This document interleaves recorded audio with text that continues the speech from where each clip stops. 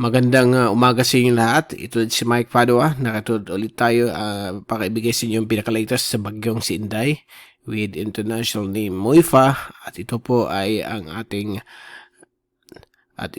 para sa yung araw po ng Martes, Setyembre 13, 2022. At ito po ating Tagalog version. Pinaglilingkod sa inyo ng Typhoon 2000. In partnership with Avoidance Power and College Foundation. Ito na po ang ating final update since kalalabas lamang po ng Philippine Area of Responsibility ang bagyong si Inday.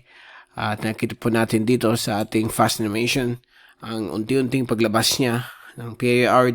Dumaan po ito dumaan po ito sa bisinidad ng Ishigaki, Jima kaninang tanghali at nagbigay po ng malalakas na hangin at magkabing ulan sa area niya ng Southern Islands of Japan. So itong bagyo na ito ay nasaan pupunta po sa general direction po ng Eastern China kasama po ang Shanghai within the next 48 hours at medyo lumilit ang kanyang sirkulasyon but still kapag malapit po kayo sa kanyang sentro mata magbibigay po ito ng significanteng wind damage at heavy rainfall. Samantala, ang southwest monsoon sa ating bansa ay nagsisimula pa lang lumakas although mahina pa rin po. Wala masyado mang ulan but may mga thunderstorms sa hapon o gabi. At ito na po yung another LPA na posibleng maging bagyo anytime from now.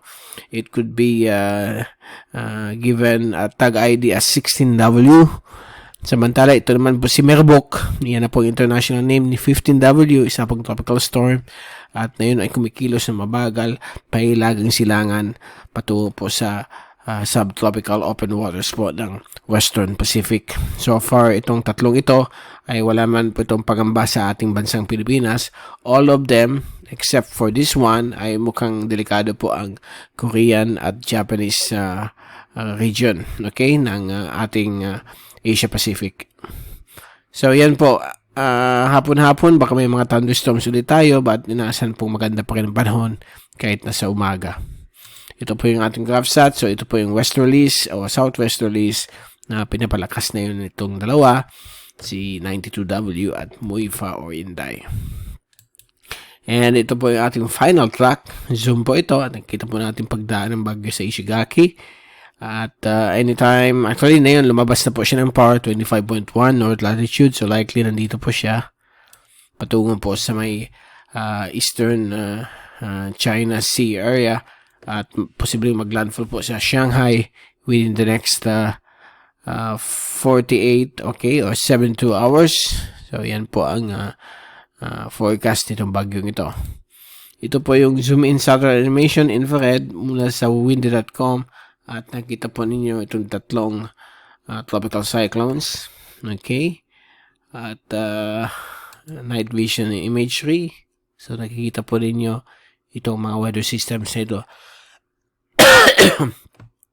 At ito po ay posibleng magkaroon ng epekto po sa Japan. Lalo po itong isang ito, si 92W. Ito naman po si Merbok ay hindi naman po ito makaka-epekto na sa anumang kalupaan ng ating Western Pacific.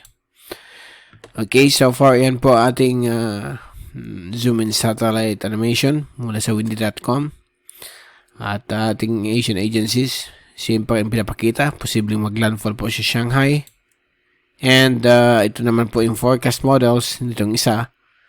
Pinapakita ang possible landfall po sa Western Japan.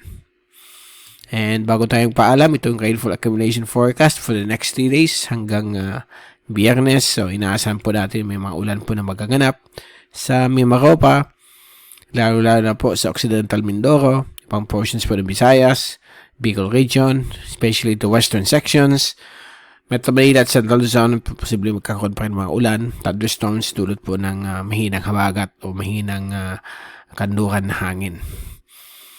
Mindanao, localized thunderstorms inaasahan po sa northern portions at Bukidnon area, Lanao provinces, at parte po ng Sorsogon. So yan po ating rainfall accumulation forecast for the next 3 days.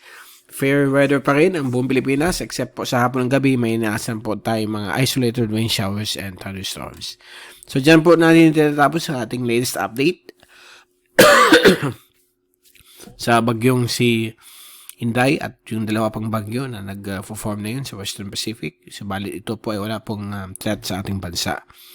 Hanggang sa muli, babalik ulit tayo sa ating usual tropical weather analysis na yung darating pong Miyerkules. Ito ulit si Mike Padua nagpapaalam. Mag-ingat po tayong lahat. Be #weatherwiser. Thank you so much sa pagpanood nyo sa aking channel.